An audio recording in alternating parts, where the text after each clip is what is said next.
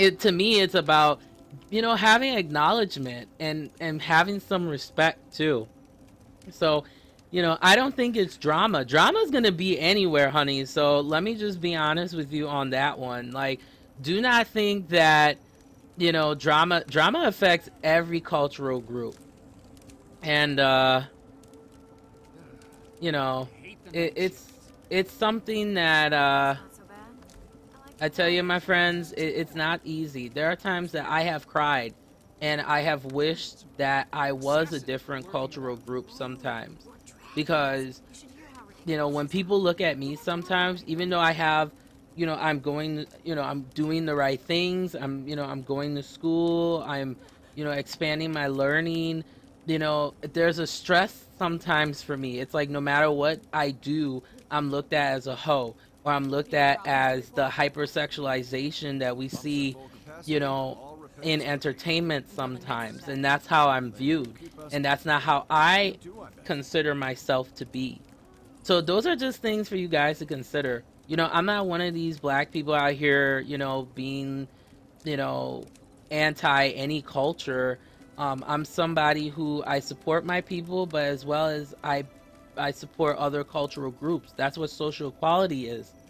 You know, that's what MLK and all these other people fought for. You know, and that's what should happen. I feel, you know, in this country and, you know, and all over the world, is that we should at least have tolerance. We may not agree on things, that's normal, but, you know, I just think there should be a tolerancy of understanding cultural differences and respecting that. So, pardon me. But yeah, it's just something that's very important to me. And, sorry. It gets me emotional sometimes because like there are just times where I wish I could be like a white girl, you know. And let me explain why, because I know many of you are gonna be like, "What?" Um, so this is how I feel. White ladies, you know, and my white friends, they get this transparency in certain environments sometimes that I don't get. You know, I don't like it when people stare at me and they're not staring at me because maybe I'm beautiful that day or my outfit or something. They're just staring at me because my skin looks different from them. And they hate me for that.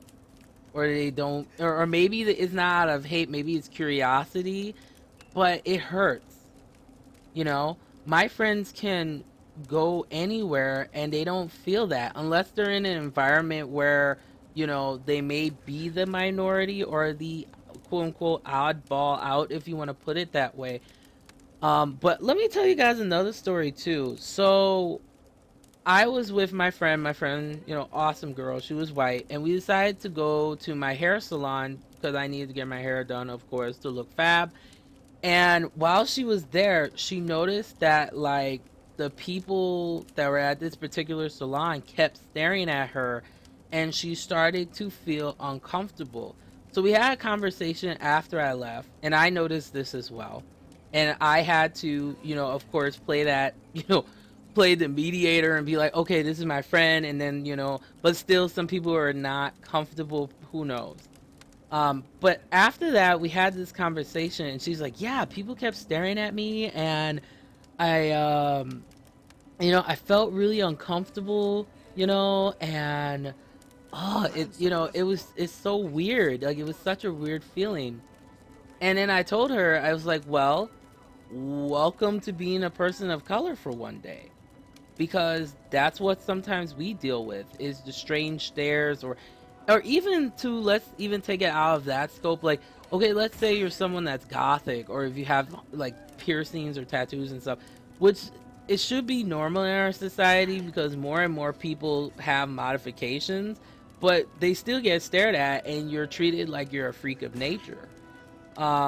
So we had that conversation and I just straight up told her, I said, okay, do you understand now? Like, it's not as pleasant as you would think. Because she, you know, she thought like, oh, you know, per se, people were staring at me because they thought, you know, it was, man, they're like hiding. Oh boy, okay. So we gotta protect this drinking water here, eh? All right, here's one of those pricks right now. All right, let's see here. How you gonna put poison? Like, are you crazy? People are crazy up in here. Not acceptable. All right, let's see here. Oh, there's the poison right there. Mm-mm-mm. Not okay. Okay, let's see here. All right, we're doing good though. We are doing good. And if you see that meter go up, of course, that's me helping here. Whoa, I like fell up in here. Okay. Well, she took care of that. Took care of that one there. You know. Well, Rock Hard, you're very lucky, man.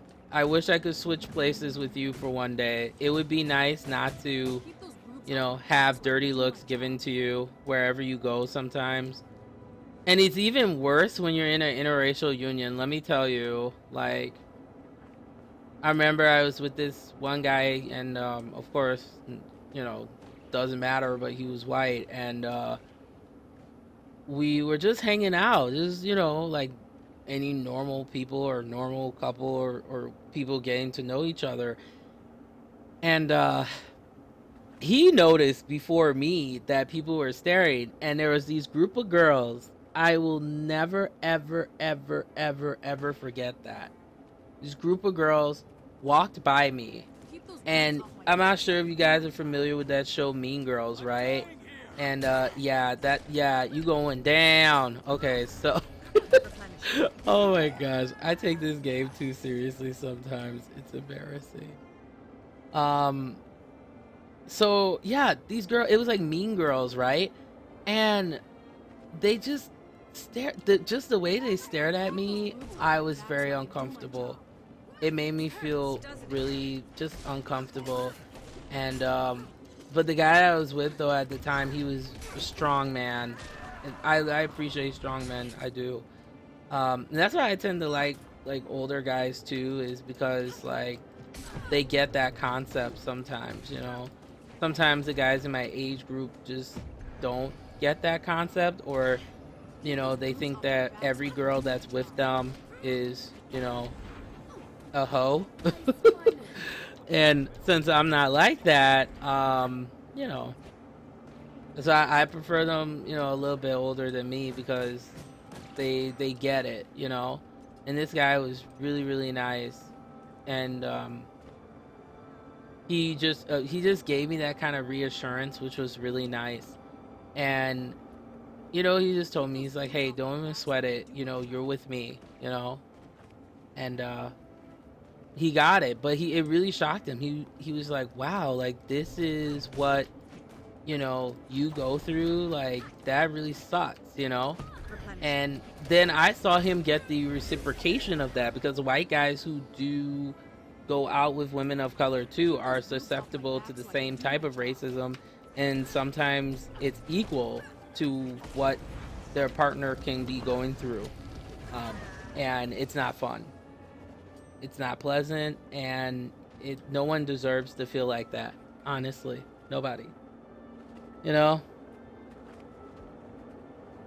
Oh, that's a good question. Couple layers of that issue of why we stopped dating was it was on him really. First off, he for some reason, you know, his family came from a time of traditionalism, you know, where honestly, to be honest, it was, you know, blacks were over here and whites were over here. And what ended up kind of happening was, because of that pressure, I personally feel he just didn't want to deal with it. And,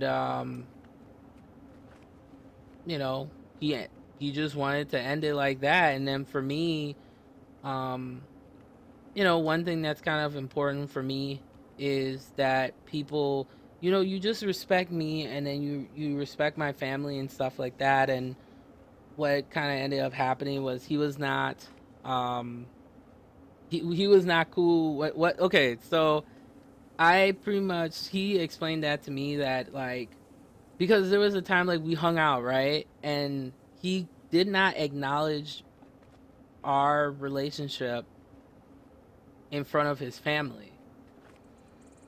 And that bothered me.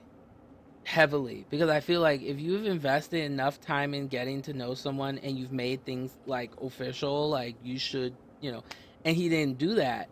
And that bothered me because my parents have no problems. Like, black, white, Chinese, whatever, they don't care. But it seemed to me that he really needed his approval of his grandfather. But his grandfather grew up during a time where it was separate, and I can understand that. Melissa confound you. But it was hard because I really, really cared about this guy, and yeah, it was very rough. It's very, very rough. That's pretty much what happened. So, and then on top of that, like, I feel like it was a cop out. He just kind of brought up the fact that, like, you know, my family was kind of weird or whatever. And I felt that was a cop out. Instead of him just being a man and being like, um, just like, hey, because of the pressures I'm having from my family, this is not going to work. Uh, but then at the end of the day, I was just like, well, since this is not going to work, then we're done. And, sorry, guys. Melissa confound you. Sorry. It was hard. And here's the thing, and this is not me trying to be bitchy or anything, but I always hear guys say, they're just like, I really, really want a nice girl. Like, I want a girl who really respects me and, like, honors me and, gets me and that type of stuff. And then they meet one, and then some of them just don't know what to do. And let me tell you how hard I suffered after that mess. Like, oh, I totally fell. Not cute. All right, let me get this bird here. Oh, okay, so, yeah, let me tell you how painful that is, my friends. It is not a good time to be on the receiving end of that, yeah. And, thank you for saying to stay strong. I do, because I know that I deserve the best. Um, But here's the thing, though. I'll give another example of this. Of, like, when you're a nice girl, it's hard. So what happened was I met another guy, and he was cool, man. He was really nice. And then, of course, where I went to school was more like white, you know. So I didn't care.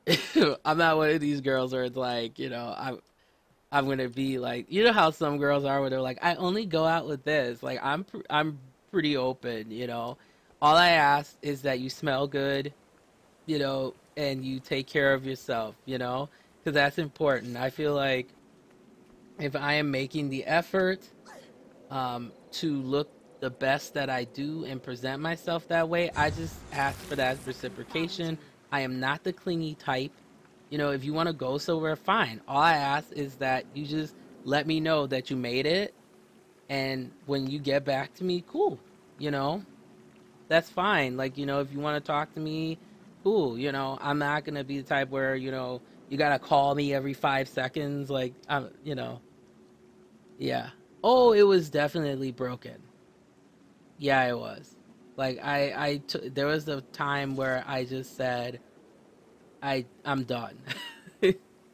I'm done. Like, I never ever wanted to talk to another guy again. That's how bad it was.